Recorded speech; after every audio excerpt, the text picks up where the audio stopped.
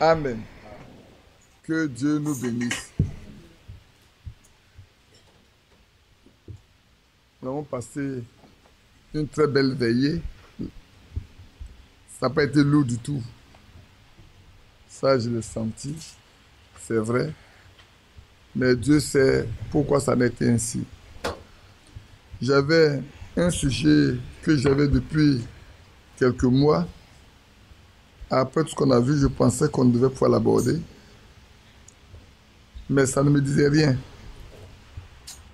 Et je cherchais de quoi allons-nous parler. Quand je me suis mis à écouter des messages de Frère Branham, je suis tombé sur un qui m'a vraiment accroché. Et en regardant dans la liste de ceux qui étaient Frère Branham, à Frère Franck plutôt, ce message fait partie. On va prendre le temps, il y a beaucoup de choses dedans. On va prendre le temps de le regarder ensemble, de le lire, de l'étudier et de tirer toute la substance qui est dedans. Comme c'est la nourriture qui a été emmagasinée pour nous, elle doit pouvoir contribuer à l'épanouissement de notre âme. Elle doit pouvoir contribuer au renforcement de notre foi, à notre marche avec Dieu et nous élever très haut pour rentrer en possession de l'héritage qui est destiné aux saints. Amen. Comme Thierry me faisait voir, il dit de demander que l'on réécoute le message impressionne nous d'entrée. En le retraitant, en le réécoutant, il s'est rendu compte que c'est tellement profond que s'il est possible, les frères réécoutent, les sœurs réécoutent, qu'ils le réécoutent. Je souhaite que si vous avez des questions après avoir écouté ça et d'autres choses, mettez les questions sur papier. On va regarder s'il faut répondre aux questions. Pour savoir qu'est-ce qui nous reste encore, qu'est-ce qui reste comme question, problème à résoudre et tout. Et on comptera sur le Seigneur pour le répondre au mieux de notre connaissance. Maintenant, s'il n'y a pas de questions également, nous on continue d'avancer simplement, pas à pas. Que Dieu nous bénisse. Le message qu'on va traiter ensemble, c'est l'eau toujours présente du rocher, qui a été prêché le 23 juillet 1961 à Jeffersonville. L'eau toujours présente du rocher. C'est un message qui est traduit simultanément, qui prend un peu de temps. Pour ceux qui veulent l'écouter, vous pouvez l'écouter. Ça vous prendra quelques heures, entre 3 et 4 heures de temps pour l'écouter parce que c'est en simultané, en traduction simultanée. Mais ça contient beaucoup de choses précieuses dont on va commencer déjà à regarder depuis la première partie. Avant d'en arriver au thème même, il y a beaucoup de choses dont Frère Benoît a parlé qui peuvent nous aider et qui doivent nous aider dans notre marche personnelle. Père Céleste, nous allons commencer la lecture de ce message. Donne-nous ton esprit pour une meilleure compréhension de chaque chose qui a été dite, afin que cela nous serve vraiment aujourd'hui, le temps dans lequel nous sommes, à progresser avec toi et à renforcer notre unité avec toi, afin que, unis avec toi, nous puissions être unis entre nous et nous laisser préparer pour le jour de l'enlèvement. Bénis chacun de nous, ceux qui sont présents et ceux qui écoutent en ligne ou ceux qui écouteront. Seigneur, ouvre notre compréhension afin que nous puissions obtenir ce qui nous est favorable en disant ces messages au nom de Jésus-Christ. Amen. On va dans 1 Corinthiens chapitre 10, le verset 4, pour introduire, avant qu'on en arrive au cœur même du message dont le frère a parlé. Je lis avec le verset 3, ou même un peu le verset 1 même, c'est bon. Frères, je ne veux pas que vous ignoriez que nos pères ont tous été sous la nuée, qu'ils ont tous passé au travers de la mer, qu'ils ont tous été baptisés à Moïse dans la nuée dans la mer et qu'ils ont tous mangé le même aliment spirituel et qu'ils ont tous bu le même breuvage spirituel car ils buvaient à un rocher spirituel qui les suivait et ce rocher était Christ. Allez voir plus tard que la chose principale, le cœur du message va être centré sur le rocher qui est Christ qui les suivait. Effectivement, quand j'ai relu moi-même, je me suis dit, mais il y a quelque chose qui est écrit dedans depuis longtemps auquel on n'a pas fait attention. Ce rocher les suivait. Aussi longtemps ils se déplaçaient, le rocher les accompagnait. Donc le rocher ne s'est jamais arrêté. Nous, ce rocher les suivait. Il n'y a pas un endroit où on a dit que ce rocher s'est arrêté. On le verra plus tard quand vous allez voir quand on va rentrer dans le cœur du message. Vous verrez qu'il mettra vraiment l'accent sur le fait que le rocher les a suivis pendant tout le temps. Que son nom soit loué. Je lis le paragraphe 6 de ce message. Je laisse le paragraphe 1 jusqu'à 5.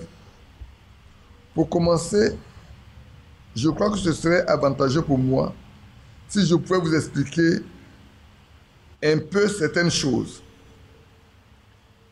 Comprenez bien, hein? C'est une chose qui est dite, mais qui est très importante pour notre vie personnelle également. Je suis censé être une personne très étrange pour bien des gens. Et je suis un peu étrange pour moi-même aussi, parce que j'essaie de suivre la conduite du Saint-Esprit le mieux possible. Et cela nous rend étranges. Vous voyez? Qui a compris ce qu'il a dit? Qu'est-ce qu'il a dit en réalité? Ce n'est pas lui seul qui est étrange. Mais nous tous, nous devons être étranges. Si nous sommes conduits par le Saint-Esprit, alors nous devons être étranges pour tous les autres. C'est ce qu'il dit. Hein? Il dit, je suis un peu étrange pour moi-même aussi, parce que j'essaie de suivre la conduite du Saint-Esprit le mieux possible. Et cela nous rend étranges. Donc, quiconque veut suivre le mieux possible la conduite du Saint-Esprit, va être étrange pour ceux qui n'ont pas le Saint-Esprit, qui ne marchent pas avec le Saint-Esprit. Et ça doit être compris pour nous tous. Si nous voulons plaire aux hommes, faisons comme eux. Mais si nous voulons être étranges pour eux, faisons ce que l'Esprit de Dieu nous conduit à faire. Et c'est ce qui va nous rendre différents des autres. Dès que vous êtes différents des autres, on vous trouve étrange. Donc, non seulement il est étrange lui-même, mais pour lui, il se rend étrange pour lui-même. Pourquoi? Parce qu'il essaye de faire ce que l'Esprit de Dieu dit. Et quiconque se mettra à faire ce que l'Esprit de Dieu le conduit à faire, il ne peut qu'être étrange pour les autres. Même entre nous, frères, c'est pour ça qu'il arrive que souvent, on ne se comprend pas. Dans une certaine façon de faire, on ne se comprend pas. Pourquoi? Parce qu'on n'a pas tous la même manière de voir les choses selon le Saint-Esprit. Maintenant, ici également, écoutez bien, c'est aussi très important.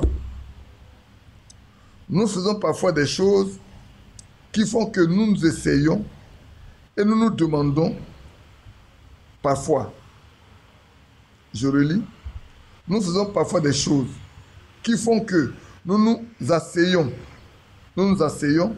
et nous nous demandons parfois, deux points, pourquoi j'ai fait une telle chose? Comment j'ai pu faire une telle chose? Et à ce moment-là, il se peut que vous pensiez avoir fait exactement ce que vous n'aurez pas dû faire. Qui a compris?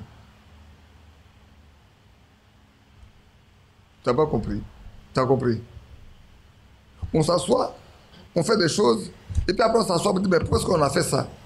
Est-ce qu'on devait le faire? Est-ce qu'on n'a pas fait le contraire de ce qu'on devait faire normalement? Est-ce qu'on n'a pas mal fait ce qu'on a fait? Est-ce que c'est pas mauvais? Est-ce pas le contraire qu'on devait faire? Mais il vous donne la réponse à me. Mais si vous êtes simplement patient et que vous avez la foi et que vous êtes sûr que Dieu vous a conduit à faire cela, vous découvrirez que cela s'arrangera tout à fait bien. Au début, on se pose des questions. Est-ce qu'on a fait correctement ce qu'on devait faire? Est-ce que c'est comme ça qu'on doit faire? Mais si on s'assoit tranquillement, qu'on est patient, et que on se rend compte qu'on s'est laissé conduire par l'Esprit de Dieu pour faire ce qu'on a fait, on doit rester tranquille. Même si cela a l'aide de se tordre ou de poser beaucoup de problèmes, restez tranquille parce que ça va se terminer très bien. Dans la mesure où ce n'est pas vous qui avez décidé de faire, mais que réellement vous avez été conduit par l'Esprit de Dieu à faire ce que vous avez fait. Même si aux yeux des hommes, même à votre vue personnelle, vous ne pensez pas comme ça, mais c'est Dieu qui est dedans. Restez tranquille. Les choses vont s'arranger correctement bien à la fin. La seule chose, il y a deux choses dedans. Soyons patients. Ayons la certitude que ce que nous faisons maintenant là, que Dieu est dedans, c'est lui qui nous conduit à le faire. De sorte que même si à la fin on se rend compte que c'est chose un peu bizarre, est-ce qu'on aurait dû le faire comme ça ou on n'aurait pas opté pour cette voie-là? Celui qui marche avec Dieu, ça lui arrive souvent. Hein. Pour ceux qui marchent avec Dieu, ça lui arrive souvent de s'interroger. Souvent, vous posez des actes et puis après, les conséquences sont tellement difficiles à supporter. Vous vous demandez, mais est-ce que ce n'est pas le contraire que vous auriez dû faire? Et puis plus tard, restant tranquille, regardant passer les choses, vous vous rendez compte que non, vous avez pris la bonne position, la bonne manière de faire, parce que le résultat prouve que ce n'est pas vous qui avez décidé de faire ainsi. Vous voyez? Et souvent, nous découvrons cela. Et je sais que le frère Neville a découvert cela bien souvent aussi. Et les conducteurs et les gens spirituels réalisent cela. Amen. En d'autres termes, il n'y a que des conducteurs et les hommes spirituels, des personnes spirituelles qui peuvent se rendre compte de cela. Ceux qui sont charnels ne se rendent pas compte de cela. Ce qui veut dire en clair, frère, on ne va pas parler longtemps. Je sais qu'on vient de la veille, vous êtes tous fatigués. Je ne vais pas parler longtemps. Ce qui veut dire en réalité, frère, aujourd'hui, ce qui est essentiel, sur la base des deux points que nous avons lus, qu'est-ce qui est essentiel dedans? C'est être conduit par le Saint-Esprit. La chose primordiale à laquelle nous devons nous attacher, auquel nous devons faire très attention, mes bien-aimés frères, c'est que nous apprenons à reconnaître la volonté du Seigneur dans ce que nous devons faire ou dans ce que nous faisons.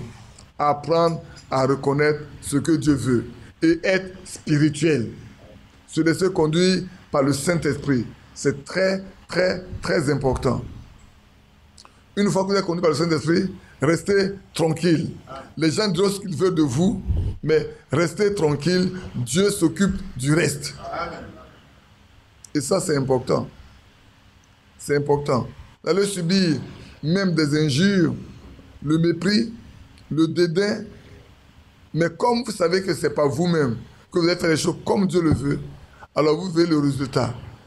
Le mal, c'est que ceux qui parlent mal ne pourront jamais revenir pour dire « Ah, tu as raison, on se répand ». C'est ça le mauvais côté qui se passe au milieu de ceux qui se disent croyants. Mais les vrais croyants s'humilient toujours. Amen. Maintenant, écoutez bien. Il m'est arrivé quelques fois dans ma vie. Bon, je pense que ça peut laisser tomber. Ça concerne le fait qu'il devait rester à Jeffersonville, il devait quitter Jeffersonville parce que l'endroit ne lui convient pas.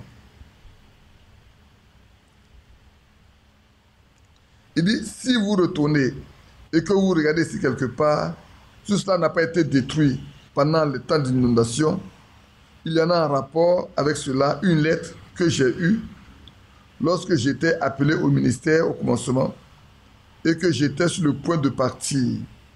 Frère Branham voulait quitter la ville pour aller ailleurs parce qu'il ne se sent pas bien dans ce lieu-là. Ici, on va prendre un ensemble de choses. Et la mère de frère Graham Slelin, frère Hawking, qui s'occupe de la station d'essence à New Albany, et beaucoup de gens m'ont rencontré à l'extérieur de notre petit lieu de prière ici, et qui m'ont même dit que si j'étais prêt à rester, écoutez bien, ça a l'air banal, mais c'est important. Ils rassembleraient leurs enfants à table pour pouvoir construire un tabernacle et qu'ils n'auront pas besoin d'être transportés d'un lieu à un autre. Lorsque j'entendis une petite mère avec un bébé, un petit enfant lui tenant la main et portant l'autre sur son bras, qui disait qu'elle était prête à rationner ses enfants à table, afin qu'on puisse construire un endroit où ils puissent rester et y adorer, c'était un petit peu trop pour moi pour le supporter. Ainsi, le frère Georges et moi-même, nous nous sommes réunis, nous avons décidé que nous resterions et que nous construisons le tabernacle. En d'autres termes, il n'a plus tenu compte de ce que lui veut, pour la simple raison que des sœurs, des frères étaient prêts à rationner, c'est-à-dire à réduire la ration alimentaire de leurs enfants à table, pour mettre un peu d'argent de côté, pour participer à la construction d'un lieu de prière. Amen. Pour moi, quand j'ai lu ça, j'ai dit, voilà des hommes et des femmes qui cherchent Dieu. Ils sont prêts à se priver de tout. L'essentiel qu'ils aient un lieu où ils peuvent adorer Dieu tranquillement. Quand aujourd'hui, il y a des hommes qui sont des hommes de Dieu qui courent après l'argent, eux-mêmes, qui courent après l'argent. Et il y a des frères et des sœurs qui, quand on dit voilà une œuvre de Dieu, ça ne les intéresse même pas. Bien au contraire, ils sont prêts plutôt à attendre que les autres fassent et qu'ils en bénéficient. Mais frère, comment vous voulez que Dieu vous bénisse quand vous-même les choses de Dieu ne vous intéressent pas du tout? Si ces personnes-là n'avaient pas dit qu'ils veulent rationner les enfants pour avoir un lieu de prière, vous pensez que le fallait rester? Il s'est parti. Mais c'est parce qu'il s'est rendu compte qu'il y a tellement de personnes qui ne veulent pas aller ici et là, aller vivoter ici et là. Ils savent que cet homme-là, il a quelque chose. Il faut qu'on fasse tout pour avoir un lieu où on peut prier ensemble. Alors seulement, son cœur a été brisé. Il a décidé, lui aussi, de rester. Quoique ce n'était pas son point de vue. Ce n'est pas ce qu'il voulait auparavant. Mais comme beaucoup de personnes étaient là, voulant rester ici pour prier pour leur âme, c'est ça qui est important. L'avenir de leur âme. Comment se préparer pour le ciel. Et ça, il a dû céder à tout. À céder tout contre son propre gré pour aider ses bien-aimés qui cherchent le Seigneur à avoir un lieu où ils peuvent aller adorer Dieu. Maintenant, vous allez voir une chose. Ça, vous avez ceux qui ont déjà lu l'habitude de lire, on comprend. Lorsque le tabernacle fut construit, le matin où je le consacrais, une vision est venue, laquelle est écrite et placée dans la pierre angulaire, ici. Lorsque le Seigneur me dit, ceci n'est pas ton tabernacle. Voilà qu'il se décide de construire un tabernacle pour y prier. Mais Dieu lui dit, ce n'est pas pour toi. Il a satisfait aux besoins des frères. Donc on a un lieu de prière. Mais toi, ce n'est pas pour toi. Alors il dit, j'ai demandé au Seigneur, où est mon tabernacle? Il m'a placé sous le bleu lumineux du ciel. Et alors il me dit, fais l'œuvre d'un évangéliste. Amen. En d'autres termes, oui c'est vrai, mais toi, tu iras de ville en ville, tu iras de région en région, tu iras de pays en pays pour annoncer ma parole. Tu ne vas pas rester dans cette ville-là, être cloîtré ici pour apporter de la parole, ça ne sera pas suffisant. Tu dois aller dans toute l'Amérique, dans tout le sud de tous les continents. Parce que quand tu dis le bleu du ciel là, ce n'est pas seulement l'Amérique. Hein? C'est pour ça qu'il dit, j'ai fait 7 fois le tour du monde. Même si ce n'est pas venu de notre côté. Ici, il y a quelque chose qui va peut-être surprendre certaines personnes. Quand j'ai lu ça, je me suis moqué un peu de notre manière de faire.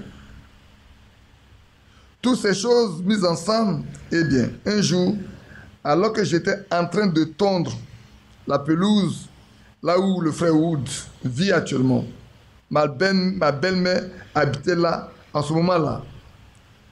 Je me suis assis sur la marche d'escalier derrière, une petite marche escalier en ciment, où j'avais construit ce petit endroit pour ma belle-mère. Et elle était en quelque sorte la concierge en ce moment de cette église.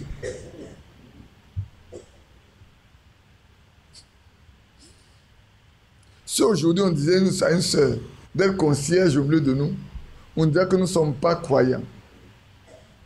Alors j'ai été chercher le travail que fait un ou une concierge. Je vais vous le lire. Hein. Là où la concierge est chargée d'enlever la poussière, les saletés et les ordures du lieu dont elle est concierge. De laver les fenêtres, les murs intérieurs, de vider les poubelles, de balayer, d'essuyer, de cirer les planchers, en quelque sorte, de tout nettoyer, de prendre soin de tout le bâtiment. Alors voilà la belle-mère de Frère Branham, qui est la concierge de leur église. Vous vous souvenez bien, en 2006, au Palais des Sports, quand les sœurs devaient diviser la nourriture, quel reproche on n'a pas fait aux sœurs de les sortir de là. Quel esprit avons-nous, nous? Le message même dans lequel on ne le connaît pas. On a un esprit très étriqué. Que Dieu nous donne de comprendre. Amen. D'être humble, de prier pour que Dieu nous conduise. C'est important. C'est comme le jour où j'ai fait lire en anglais ce test-là, où quelqu'un dit, voilà, même on fait lire les femmes, alors qu'on dit dans la Bible, les femmes doivent se taire. Si les femmes doivent se taire, elles ne doivent même pas prier. Elles ne doivent même pas prier. Non. On parle plus de la prédication. La femme n'a pas le droit de prêcher. C'est écrit clair, noir sur blanc. Restons dans ce qui est écrit dans la Bible. Aujourd'hui, on établit des pastoresses, des évangélistes femmes, des docteurs femmes qui prêchent l'évangile. C'est ça que la Bible interdit. Mais ce n'est pas prier dans l'église. Non. Et voilà cette femme-là. Elle est concierge. Elle s'occupe de l'entretien. Moi, j'étais à Crefeld, j'ai observé certaines choses également. Je pense que j'en parlais avec Vincent, parlant de la femme de notre frère Koji qui est parti. Oui. J'ai bien vu ce qu'elle faisait là-bas aussi, à Crefeld. Mais comme je ne suis pas quelqu'un, quand il voit quelque chose, et puis il parle. Moi, j'aime me taire, observer, regarder. Parce que sinon, on dit que tu parles trop, tu penses que tu connais trop. Nous, quand on observe, on regarde. Et c'est utile, on ne passe pas utile, on laisse ça passer. Donc voilà, la belle-mère de Frère Branham a été concierge de leur église. Que Dieu nous aide. Ici, j'ai noté quelque chose que je voulais qu'on lise. Et elle prenait soin de cela. Et tout aussi clairement que quelqu'un pouvait me parler, une voix me parla disant, je ne peux jamais te bénir tant que tu resteras ici. Tu dois te séparer de ton entourage et de cet endroit. Hein? Servir Dieu n'est pas facile. Hein? Il dit, tant que tu vas rester là, moi je ne peux pas te bénir. Tu dois d'abord quitter ce lieu, te séparer de ton entourage et même de cet endroit que tu as construit. Ce n'est pas pour toi. Si tu veux que je te bénisse, pars d'ici. Et alors la voix lui dit de partir, de quitter ici, de partir à l'ouest, de partir à l'ouest, de partir à l'ouest. Pourtant, à cause des frères et des sœurs, il a construit. Mais il lui a donné un lieu de prière. C'est ce qu'elle demandait. Ils n'ont pas demandé que lui reste avec eux. Ils ont demandé à avoir un lieu pour prier. Ils n'ont pas demandé que lui reste avec eux. Quand il a fini de construire, Dieu, tu as bien fait, c'est bon, mais là n'est pas pour toi. Toi, si tu veux moi je te bénisse, tu sors d'ici. Frère, en d'autres termes, il est important, je le répète encore, que chacun de nous, dans tout ce que nous ferions ou que nous faisons, de connaître la volonté parfaite de Dieu. Amen. C'est pour ça que nous avons eu le privilège d'apprendre les moyens de connaître la volonté de Dieu et d'obéir à la volonté de Dieu. La désobéissance est aussi coupable que la divination, comme Samuel en a parlé à Saül. Est-ce que Dieu prend plaisir au sacrifice? n'est-ce pas l'obéissance? Et la désobéissance est aussi coupable que la divination. Donc, bien aimés frères et sœurs, vous qui m'écoutez, vous qui m'écouterez plus tard, sachez-le, une chose importante, connaître la volonté de Dieu est très, très important pour ceux qui veulent marcher avec Dieu. On peut parler, on peut citer beaucoup d'exemples dans la Bible. Vous prenez le cas de David. David ne fait rien, même pour aller en guerre. David cherche toujours à savoir s'il doit aller, oui ou non. Et comment il doit se prendre. À chaque fois qu'il doit aller en guerre, il a besoin de chercher si Dieu veut qu'il le fasse, oui ou non. Même l'apôtre Paul. Vous savez bien, l'apôtre Paul devait aller quelque part où le Saint-Esprit lui a dit non. Mais la nuit là, un Macédonien s'est présenté à lui dit, passe nous secourir. Il a compris que Dieu veut qu'il aille à Macédoine.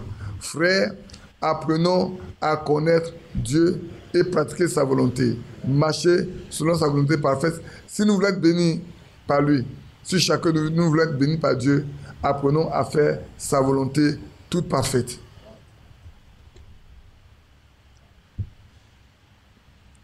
Alors j'ai dit, et j'ai décidé clairement dans mon esprit que cette semaine-ci, je m'envolerai pour Tucson où j'allais louer un endroit pour y passer cet hiver. Ramener, là encore vous allez voir ce qui va se passer tout à l'heure. Ramener les enfants à l'école dont les portes s'ouvrent en septembre. J'ai eu l'endroit, il y a même un endroit, il m'a été donné. Mais il y a quelque chose.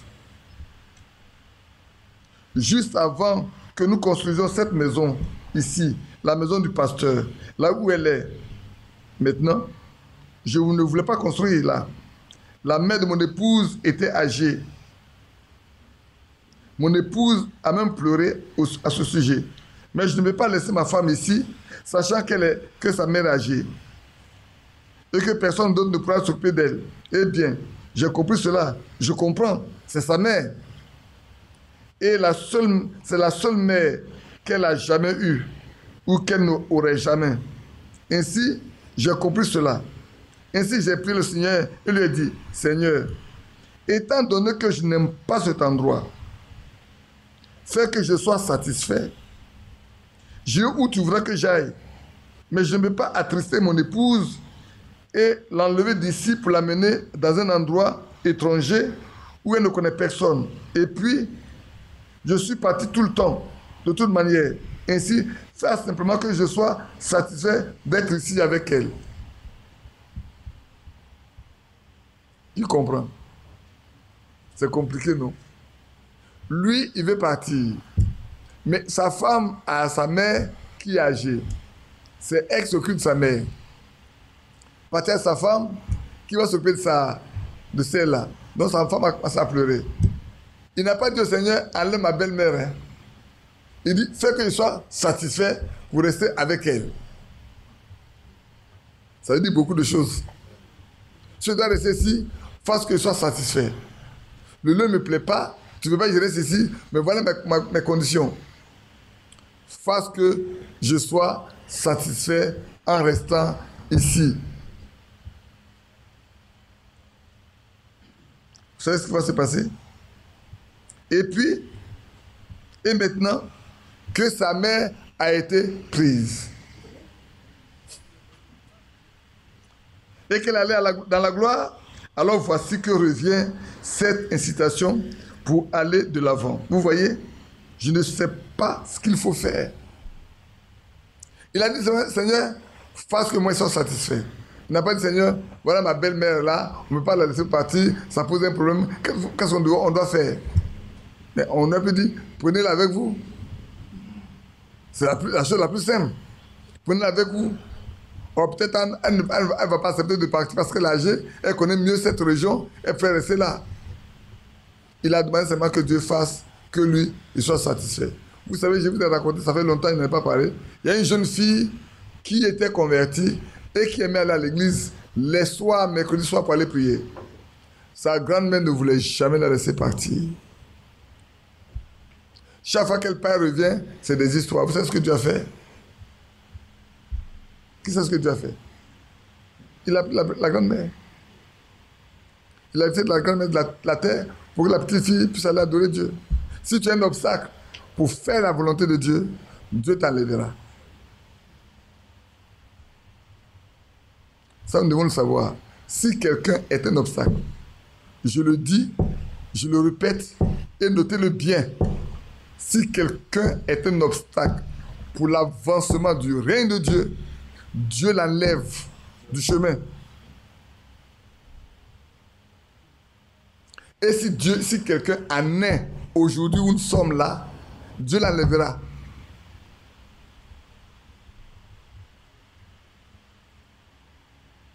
Vous allez me dire, mais frère Badi, c'est trop dur. Je le répète. Ça s'accomplira tel que je vous le dis. Ne soyez jamais, jamais, jamais un obstacle pour l'œuvre de Dieu, pour l'avancement de quoi que ce soit que Dieu veut faire. Vous n'êtes pas satisfait, mettez-vous à l'écart complètement, mais ne soyez jamais un obstacle. Si vous l'êtes, Dieu vous enlèvera. Prenez cela et faites bien attention. Ne vous mettez jamais en barrière. Mettez-vous de côté si vous ne comprenez pas. Mais ne vous opposez pas à ce que Dieu veut faire. Si Dieu veut faire une chose, laissez Dieu faire ce qu'il veut faire. Vous vous souvenez quand Moïse ne voulait pas partir, il a failli tuer Moïse. Il a failli le prendre. Et quand même Moïse n'a pas obéi à la circoncision, heureusement qu'il a eu Séphora comme femme pour circoncire son fils, pour sauver sa vie. Frère, c'est très important. Il y a certaines choses que les hommes ne comprennent pas. Dieu ne se satisfait pas de nos mécontentements. Il est tout puissant, il est souverain, il est au ciel, il fait ce qu'il veut. Que nous voulons, nous ne voulons pas, il est tout puissant. Notons-le très bien, frères et sœurs. Souvent, on est surpris de voir que telle personne est morte de telle façon, telle personne... Attention, ne vous plaignez jamais, vous ne savez pas ce qui se passe. Non, non, non. Que Dieu nous aide. Et maintenant que sa mère a été prise et elle est allée dans la gloire, alors voici que revient le temps, cette incitation à aller. Et alors, l'autre jour, lorsque cette doctrine-là, vous la verrez certainement au paragraphe 34, je peux aller le lire pour revenir. Lorsque cette doctrine a commencé tout autour par les frères, je me suis tenu là, à la chaire, la dernière fois que j'étais ici. Je vous ai dit que je n'irai plus dans les champs de mission aussi longtemps qu'il y aura ça. En d'autres temps, qu'est-ce qui s'est passé? Je vais vous le dire pour ne pas avoir à interpréter ça. Et c'est cela qui a fait que les frères commencent la doctrine selon laquelle j'étais le Seigneur Jésus-Christ incarné. Oui, oui, oui. Des frères le prenaient pour le Seigneur Jésus-Christ incarné. Et c'est pour cela qu'il a dit, s'il continue, lui, il ne va plus du tout aller nulle part en mission.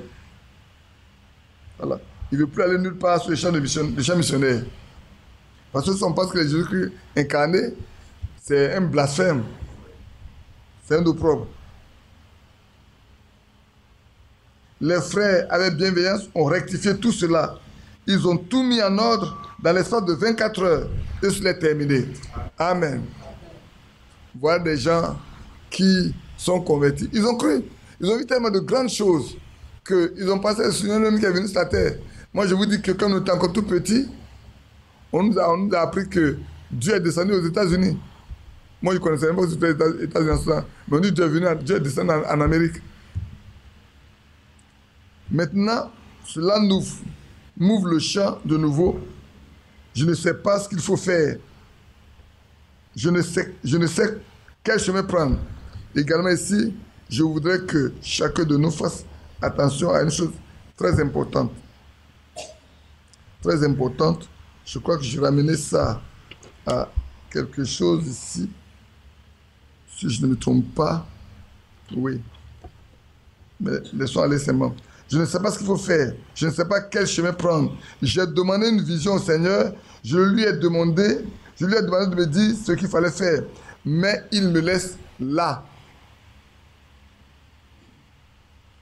Qui a compris? Je sais que j'ai été tellement décousu.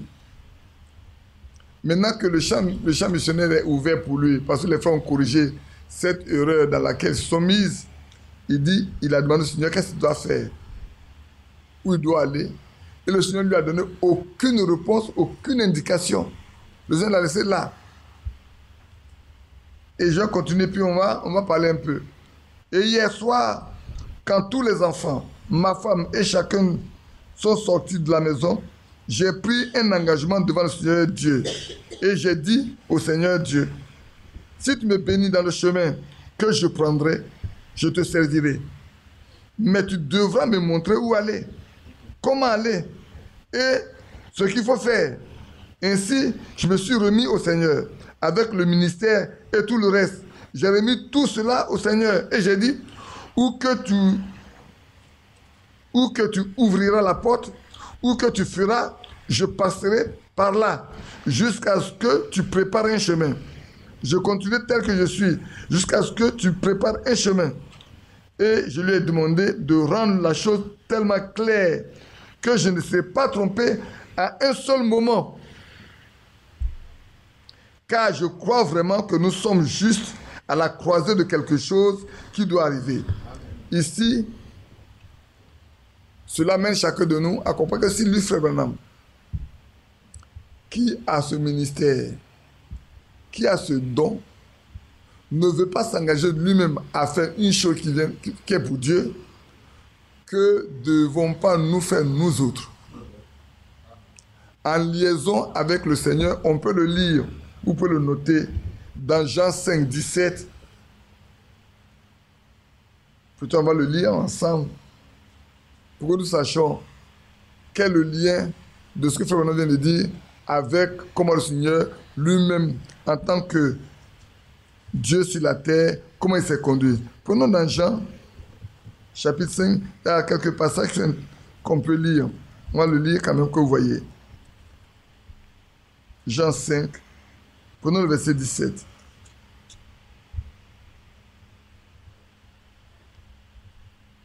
Mais Jésus leur dit, mon Père agit jusqu'à présent, moi aussi j'agis. À cause de cela, les Juifs cherchaient encore plus à le faire mourir, non seulement parce qu'il violait le sabbat, mais parce qu'il appelait Dieu son Père, son propre Père, se faisant lui-même l'égal de Dieu.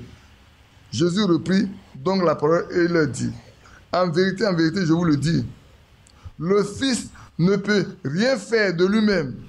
Il ne fait que ce qu'il va faire au Père. Tout ce que le Père fait, le Fils aussi le fait pareillement. En d'autres termes, le Seigneur confesse qu'il ne peut rien faire comme ça, si le Père ne lui montre pas ça auparavant. Si lui qui est Dieu qui est venu nous sauver, s'attend jusqu'à ce que le Père lui montre ce qu'il doit faire, et si celui à qui le message a été donné, pour nous à la fin des temps, s'attend aussi à ce que Dieu lui montre ce qu'il doit faire, et nous qui avons reçu le message, quelle doit être notre attitude, notre comportement dans notre vie de tous les jours et dans les choses qui concernent le royaume de Dieu. Voilà la question fondamentale. Quelle attitude devons-nous avoir? Est-ce que nous ne devons pas aussi dire, on va attendre jusqu'à ce que nous disent ce qu'on doit faire pour que nous le fassions? Puisqu'il dit ici, je lui ai demandé de rendre la chose réellement tellement claire que je ne serai pas trompé. Donc, il ne veut pas une chose dans laquelle il va faire une interprétation. Il veut que ce soit tellement clair pour lui que quand il le fera, il n'y a pas du tout de problème. Parce que c'est clair. Et nous également, frères, demandons au Seigneur de nous aider afin que chaque fois que nous avons quelque chose à faire, il nous oriente vraiment de façon à ne pas avoir à analyser ou à chercher une interprétation. Il y a beaucoup de personnes souvent qui viennent, frère, j'ai fait ce son, quand tu penses, j'ai dit, frère, il faut prier pour que les choses soient très claires pour toi. Il ne faut pas qu'il y ait une énigme dedans. Il faut que les choses soient très claires, de sorte que quand tu parles, tu sais que ce que tu dis là, c'est comme ça. C'est vrai, ne pensez pas que chaque fois, Dieu donnera à quelqu'un de vous donner le sens que vous dites. Non, non, non. C'est vous qui avez fait le songe, c'est vous qui sentez quelque chose, restez devant lui jusqu'à ce que les choses deviennent très claires pour vous-même. C'est vrai. Maintenant, s'il veut que quelqu'un vous en parle, donc parlez à la personne, vous dira ce que c'est.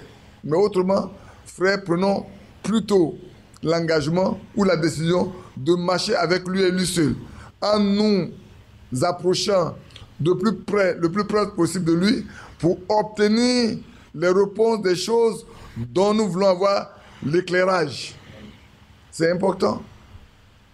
Moi, je crois que c'est important. C'est pour ça que je dis, la vie de cet homme-là, en dehors du ministère qu'il a, la manière de se conduire, doit être un enseignement pour nous-mêmes. Si cet homme-là, avec tout ce qu'il a, s'attend à ce que Dieu lui révèle ou lui montre comment marcher, quoi faire, quand le faire et comment le faire, frère, prenons le même modèle. Et Dieu nous bénira.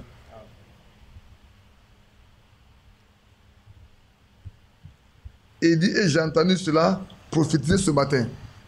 Ce qu'il voulait là, ce matin-là où il prêchait ça, ils n'ont pas mis la prophétie ici. Hein. Si vous écoutez, vous allez entendre que quelqu'un prophétisait effectivement ce matin-là. Avant, il y a eu une prophétie à l'entrée et une prophétie à la fin. C'est comme si c'est encadré par deux prophéties. Une prophétie avant, une prophétie à la fin. Et il dit ici que ce qu'il demandait, c'est ce qui a été prophétisé ce matin pour lui permettre d'aller de l'avant.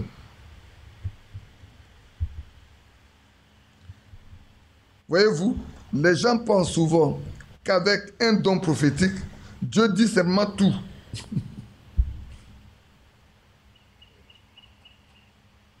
Je te prends ici, je te place ici, maintenant tu vas tout simplement ici. Il ne vous dit pas toutes choses, il ne vous dit pas toutes ces choses. S'il le faisait, alors quelle foi conquérante auriez-vous? Ne nous attendons pas à ce que le Seigneur nous dise tout, tout, tout. Il y a des choses pour lesquelles il veut que nous manifestions notre foi. Prenez David. J'ai noté beaucoup de choses, vous pouvez le noter. J'ai noté, même là, le passage que je vous ai donné, on peut lire plusieurs autres passages, jusqu'au verset 19, verset 21, de Jean chapitre 5 là. Vous pouvez lire le verset 19, le verset 21, Jean 15, 50, Jean 15, verset 5, et tout ceci. Et en revenant ici avec David dans 1 Samuel 17, de 46 à 47, vous allez vous rendre compte. Voilà David qui arrive sur le champ, son père l'envoie, alors que Samuel et ses frères et tout le peuple d'Israël sont partis en guerre contre les Philistins. Voilà David qui arrive là-bas et se rend compte que depuis quelques jours là, ce grand Goliath vient défier le peuple de Dieu. Or peut-être on aurait pu dire, mais il faut que j'aille prier pour voir qu'est-ce que je dois faire. Normalement, non. Les autres, jusqu'alors, la personne a pu aller combattre Goliath. Chaque matin, il se lève, il les défie, tout le monde a peur. Et moi, David arrive, il dit, bon, attendez, moi, je vais aller d'abord me cacher quelque part, près jusqu'à ce que j'obtienne le repos du Seigneur avant de venir. David n'a pas fait ça. David sait que quand il gardait les troupeaux, il a tué les lions, les ours, qui voulait s'en prendre aux brebis. Et voilà un incirconcis qui s'en prend au peuple de Dieu. Il dit, je vais exercer ma foi. Cette fois-ci-là, je vais exercer ma foi. C'est vrai. Et ça, prenez le cas de quelqu'un qui arrive là, puis vous avez un malade tout à l'heure là, nous avons un malade ici, on va faire quoi? On a dit, bon, il y en a qui disent, bon, mettons de côté, on va aller jeûner, prier pour voir si Dieu veut compris pour lui. Ah, on dit, bon, frère et soeur, quand tu es malade, il faut jeûner un peu. Nous, on va prier un peu, on va jeûner un peu. Tu vas on va voir. Non. Il y a des cas où ne vous attendez pas à ce que Dieu vous dise ce qu'il faut faire. Vous devez exercer votre foi. C'est pour ça que, frère, nous devons avoir la foi. Amen. Ayons foi. Ayons foi dans les promesses du Seigneur. Il y a des moments où on a besoin d'attendre. C'est vrai qu'il y a des expériences qu'on a faites dans lesquelles on a attendu. Je me souviens encore qu'une année, en ce moment, on fait nos réunions des serviteurs là, tous les vendredis soirs. Et à la fin de la réunion, quelqu'un nous dit, mais écoute, j'ai un oncle là qui est très malade, je souhaiterais qu'on va te prier pour lui. J'étais avec Amédée, en nommant lui, et puis on était ensemble. Et puis on dit, bon, demain matin, on va aller prier. Je ne sais pas ce que c'est pas dit, mais frère, est-ce que Dieu a dit qu'on doit aller prier pour la personne? Anouar m'a dit, mes frères, qu'est-ce que la Bible dit? Il dit, allez par toute la terre et annoncer la bonne nouvelle. Et prier pour tous ceux qui sont malades. C'est pas ça. Le Seigneur va comprendre. J'ai dit, mais est-ce qu'ici, là, Dieu nous a dit qu'on doit aller? J'ai dit, mes frères, est-ce que Dieu nous a dit spécifiquement dans ce cas-là, on doit aller, oui ou non? Si vous voulez aller partir, mais moi, je ne m'en irai pas.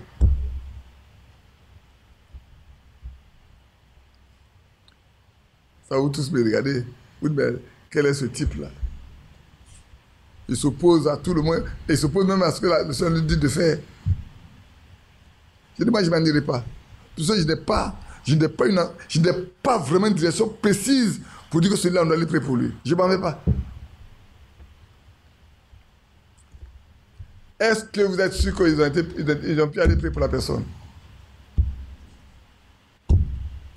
À 8 h du matin, le frère d'après vous dit son oncle est décédé. Alors je l'ai retrouvé. Dans la journée, je retourne devant le CCI. Vous avez pu aller prier pour la personne? Il dit non. Je dis, mais qu'est-ce qui s'est passé? La personne est morte. Il dit, elle est morte. Dit, vous apprendrez à connaître qui est Dieu. C'est vrai.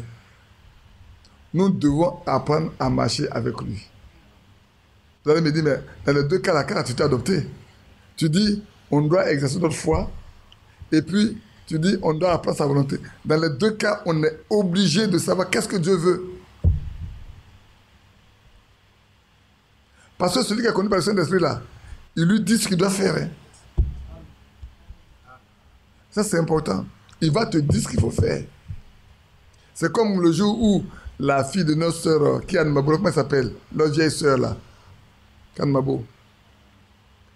Marguerite. Elle a une fille qui doit aller en Allemagne. Elle est en Italie. J'ai tourné avec Victorine ce jour-là. J'ai parcouru Abidjan. Il était déjà 21 h quand je rentrais à la maison. Et la jeune fille doit aller prendre son avion. Et on m'avait demandé de venir prier pour elle.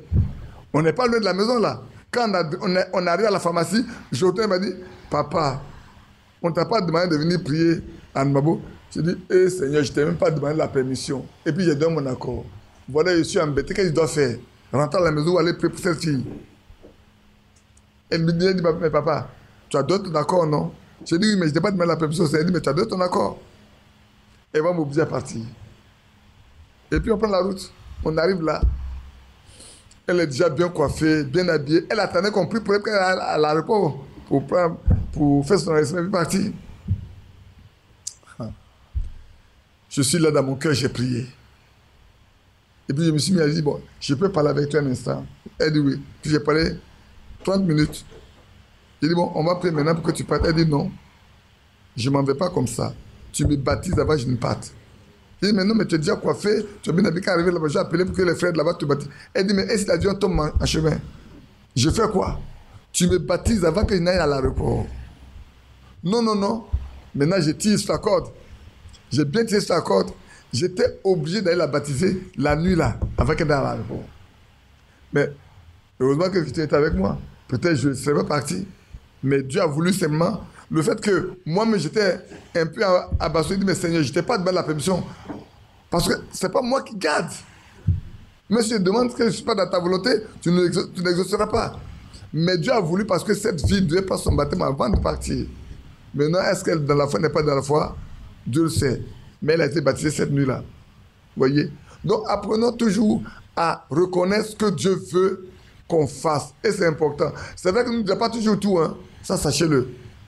Quel que soit le don pour avoir, ce n'est pas toujours tout qui vous dira. Il y a des moments où il vous dira exactement ce qu'il faut faire. Mais frère, ça dépend de votre communion personnelle, de votre consécration personnelle avec lui. C'est pour ça que je dis, ce modèle-là doit nous servir. La vie simple de cet homme doit être un modèle pour nous.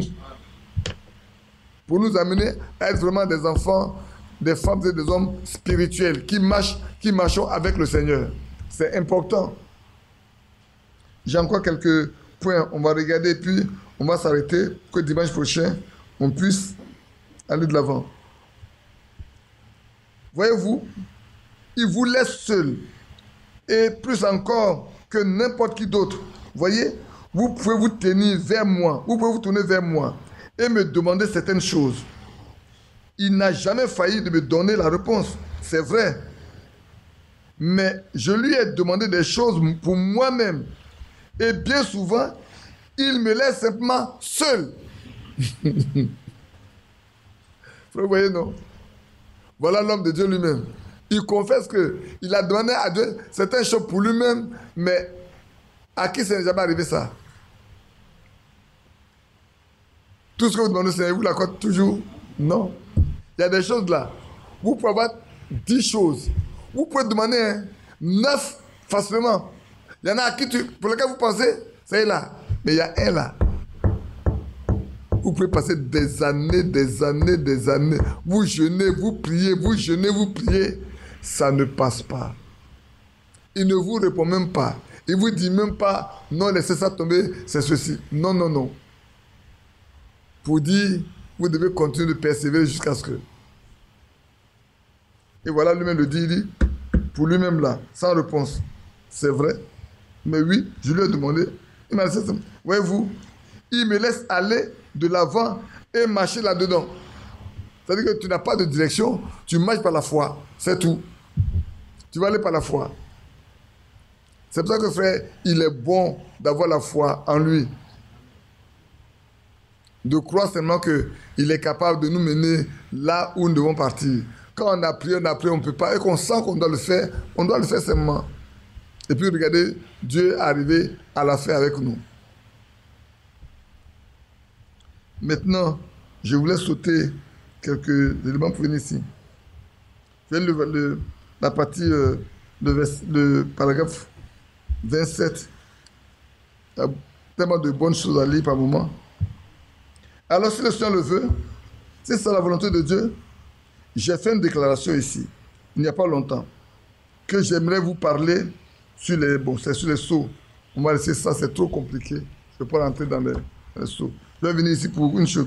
Maintenant, vous saisissez, l'Église est enlevée. Il parle de l'enlèvement. Il va parler de Daniel. Je pensais qu'on allait parler dessus, mais c'est encore très, très compliqué pour l'instant.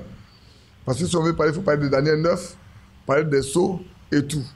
Comme j'en parlais à la veillée, quand vous prenez les 4 êtres vivants, vous les retrouvez dans les 4 évangiles, et vous voyez que les 4 êtres vivants couvrent complètement les 7 âges de l'Église avec les 4 premiers sceaux. Et après ce niveau-là, on peut savoir seulement que nous, dans notre temps, on a reçu le prophète qui est l'aigle. Comme Jean, as-tu été le prophète? Vous voyez? Et c'est important. Nous, on a reçu à notre temps. C'est pour ça que hier, je disais, au temps de Noé, si la parole revient au prophète, avant la destruction par le déluge, Dieu a parlé à Noé en tant que prophète pour lui apporter la parole pour préparer tout le monde à recevoir ou à ne pas recevoir. Quand Sodome et Gomorrhe devaient être détruits, Dieu a parlé à Abraham en tant que prophète également. Et c'est vrai. Et pour nous, avant que le pays ne doive être détruit, vous savez bien que la Bible dit, avant qu'il nous vienne frapper le pays d'interdit, parce que notre temps est réservé pour un jugement assez colossal, Dieu envoie un prophète pour nous annoncer tout ce qui doit arriver aujourd'hui. C'est pour ça que c'est difficile. Les paroles des prophètes ne sont pas toujours bien acceptées. Parce que les prophètes parlent des choses trop compliquées souvent, pour des hommes très simples. Il n'est donné qu'à ceux qui peuvent le recevoir, de le recevoir. C'est comme quand le Seigneur venait sur la terre. Tout le monde n'était pas informé, mais il y a 2 qui étaient informés. Bien informés même. Ils ne pouvaient même pas se douter. Parmi les nombreux enfants qu'on venait présenter, il y a un enfant qui était différent. Au point où quand Simeon l'a reçu, il a senti qu'il y a quelque chose de différent de celui-là. C'est le salut. Et Anne également savait que ce jour-là, le salut allait être présenté. Les 2 étaient informés. Les sacrificateurs, les soins sacrificateurs, les docteurs de la loi, les sadduciens, les hérodiens, ces grands hommes-là, les scribes, personne n'était informé. Mais ceux qui devaient être informés ont été informés. Seuls eux. C'est pour ça que, frère, nous devons nous réjouir. Nous qui avons reçu le message, nous devons nous réjouir. Mais nous réjouissant, nous devons demeurer dans ce qui est vrai. Parce que beaucoup l'ont reçu, mais ne comprennent pas. Si nous, on comprenait là, il n'y aurait pas tant de direction dans ce message aujourd'hui. Il ne serait pas. Il n'y a pas tant de divisions, tant de doctrines, tant de points de vue différents. Non, non, non. Parce que c'est un prophète qui a parlé. Et quand un prophète parle, ce n'est pas toujours évident pour tout le monde. C'est vrai. C'est ça qu'on a discuté avec. C'était un docteur qui avait parlé, c'était simple. C'était un évangile qui avait prêché, c'était simple. Mais c'est un docteur, c'est un prophète qui a reçu la parole de Dieu. Et qui a apporté ces choses. C'est pour ça que les doctrines fondamentales ne sont pas acceptées par tout le monde. Même au milieu de nous, on se bat avec les doctrines fondamentales. Si vous prenez ici en Côte d'Ivoire, nos frères, est-ce que, peut-être aujourd'hui, vous pouvez voir une chose. Avant même les cheveux des sœurs, là, c'était une bagarre. Hein? Il y en a qui disent, bon, ben, il faut maintenant un fichu sur la tête. Il y en a qui disent, non, c'est pas un fichu sur la tête. Les animaux étouffés. Il y en a qui sont au sang, disent, ben, c'est parce que vous avez des lagunes, vous avez des mers chez vous, est-ce que vous dites qu'on ne doit pas... je sais pas si vous êtes capté de rire. Chez vous, là, vous avez la lagune en bas, vous avez les mers ici, vous avez des poissons facilement. Alors vous pensez que nous qui sommes au sang, là-bas, là, on fait notre pierre, on attend à goûter, vous voulez... Écoutez, ça vous fait rire aujourd'hui, mais c'était des grandes paroles entre nous, hein, c'est vrai. Quand on ne voulait pas que... On dit, mais attrapez, faites votre piège là. S'il est étouffé, jetez-le. Comment on va le jeter? On a rien à manger, ce qu'on a mangé. Ça a été beaucoup de problèmes. Quoique c'est écrit noir sur blanc dans la Bible. Ne mangez pas ce qui est étouffé, les animaux étouffés. Non, frère. Vous voyez comment souvent notre côté humain peut prendre facilement le dessus pour faire des interprétations et tout. Et c'est vrai. Et c'est vrai. Je peux peut-être de quoi on peut parler encore et tout. Qu'on a eu ici, comme aujourd'hui on est en train de voir le prêtre de la Sainte Seine. Il y en a qui disent, bon, écoute, le lavage des pieds se fait avant, il y en a qui le lavage des pieds se fait après. Mais quand tu prends Ostéva, tu prends Saint-Martin, tu prends un certain nombre de traditions, tu te rends compte qu'il dit, après le souper. Tu prends le roi Jacques, King James, après le souper. Le lavage des pieds a été fait après le souper. La fois dernière, quelqu'un m'a posé la question, frère, dis-moi, Judas a pris la Sainte Seine, je lui ai posé la question. Ça t'avance à quoi que Judas ait pris la Sainte Seine ou pas?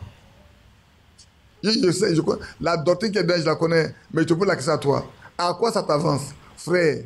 Ça te donne le Saint-Esprit? Ça te permet de passer à l'enlèvement? Oublie ça. Cherche ce qui te met en contact, en communion avec Dieu. Ce qui peut te permettre de plaire à Dieu que de chercher des connaissances. Que Judas ait placé en scène ou n'est pas placé en scène, frère, ne cherche pas ça. C'est pas ça que d'abord le Saint-Esprit. Il dit, frère, que Dieu te bénisse. Il dit, si tu as compris ça, c'est bien pour toi. Moi, je ne discute pas de ces choses-là. Je n'en discute pas. Si quelqu'un vient discuter sur son problème, moi, il y a des choses que je ne discute pas. Il n'y a pas de passage de livre que je peux lire pour dire, il a ou il n'a pas. Il n'y a pas un verset où je peux lire ou dire, il a ou il n'a pas. Je ne peux pas le lire.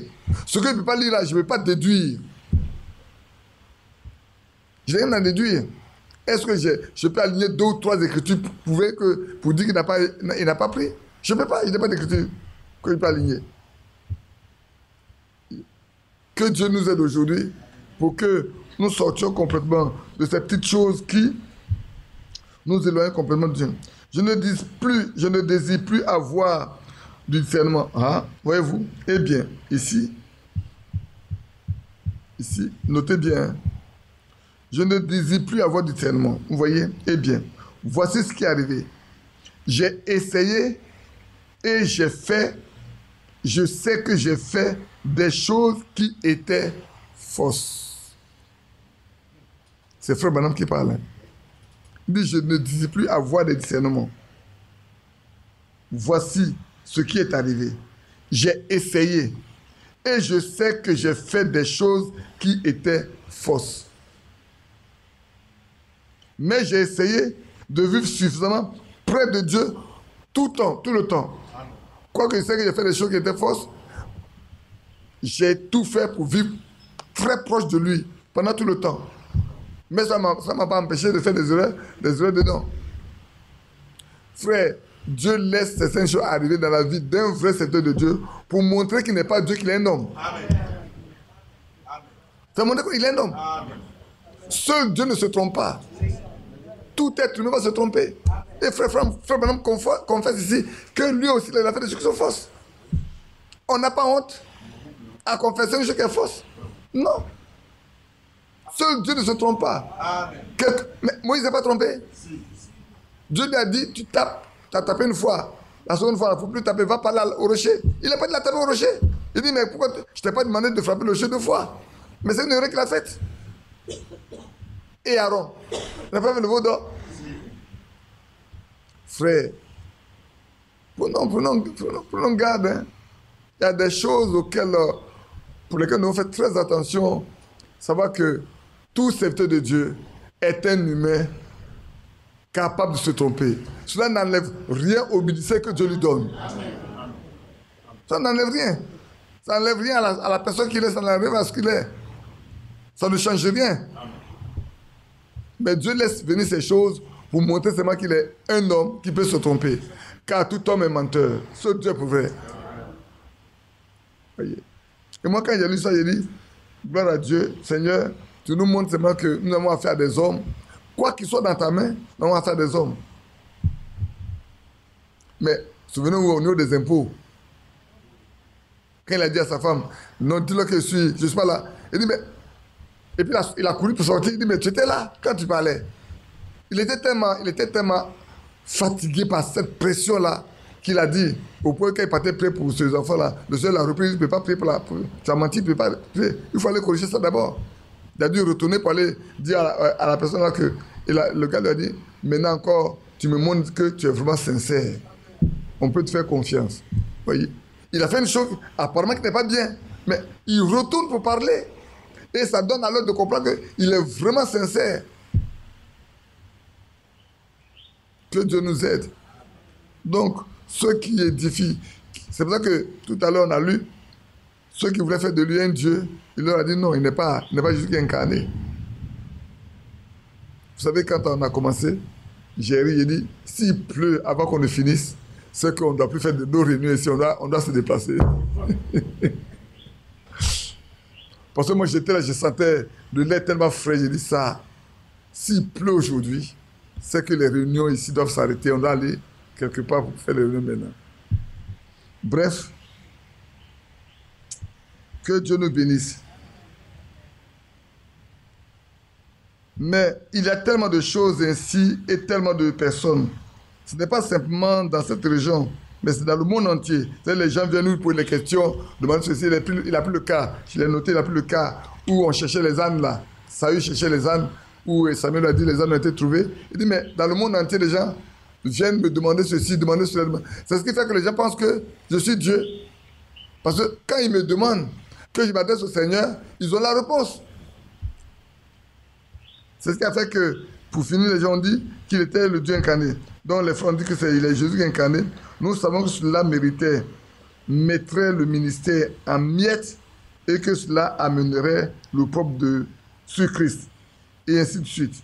Que Dieu nous bénisse. Je lis le dernier, puis on va arrêter là. Et cela fait que beaucoup sont venus me dire, frère Branham, nous avons davantage confiance en vous maintenant que jamais auparavant.